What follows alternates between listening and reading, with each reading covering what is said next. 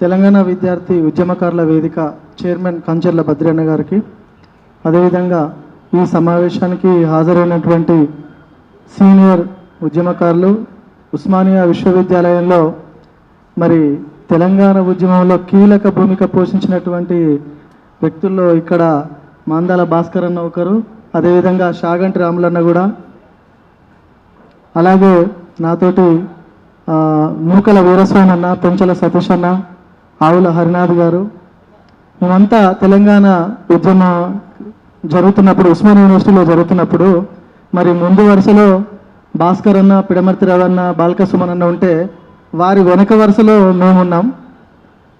అయితే ఈ ఉద్యమ కాలంలో మరి ఏం జరిగింది, ఎవరు లాభపడ్డారు, ఎవరు నష్టపోయారు అని చెప్పేసి కనుక మనం ఒకసారి పరిశీలిస్తే లాభపడ్డ వాళ్ళు చాలా తక్కువ మంది, నష్టపోయిన వాళ్ళు చాలా ఎక్కువ మంది, లక్షల్లో ఉంటారు నష్టపోయిన వాళ్ళు.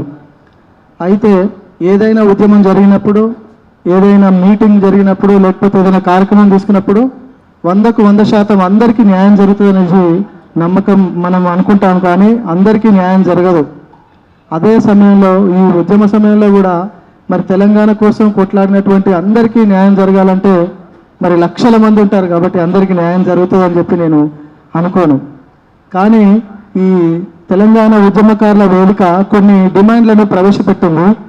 ఈ డిమాండ్లు లక్షల మంది ఉద్యమకారులను కూడా వారి యొక్క ఆశయాలను, వారి యొక్క కోరికలను నెరవేర్చే విధంగానే ఉన్నాయి. చాలా తేలికమైనటువంటి డిమాండ్లు ఇవి. ఉద్యమకారులకు గుర్తింపు కార్డులు, హెల్త్ కార్డులు అనే ఒక డిమాండు, తర్వాత ఉద్యమకారుల మీద ఉన్నటువంటి కేసులు ఎత్తివేయాలి, సంక్షేమ బోర్డు ఏర్పాటు చేయాలి, తర్వాత ఉద్యమకారులకు 250 గజాల స్థలం ఇవ్వాలనేది చాలా చిన్న చిన్న డిమాండ్లు ఉన్నాయి. కాబట్టి ప్రస్తుతం ఉన్నటువంటి ప్రభుత్వం ఈ డిమాండ్లను పరిశీలించి మరి ఉద్యమకారులకు న్యాయం చేయవలసిందిగా ఈ వేదిక ద్వారా డిమాండ్ చేస్తూ ఉన్నాం.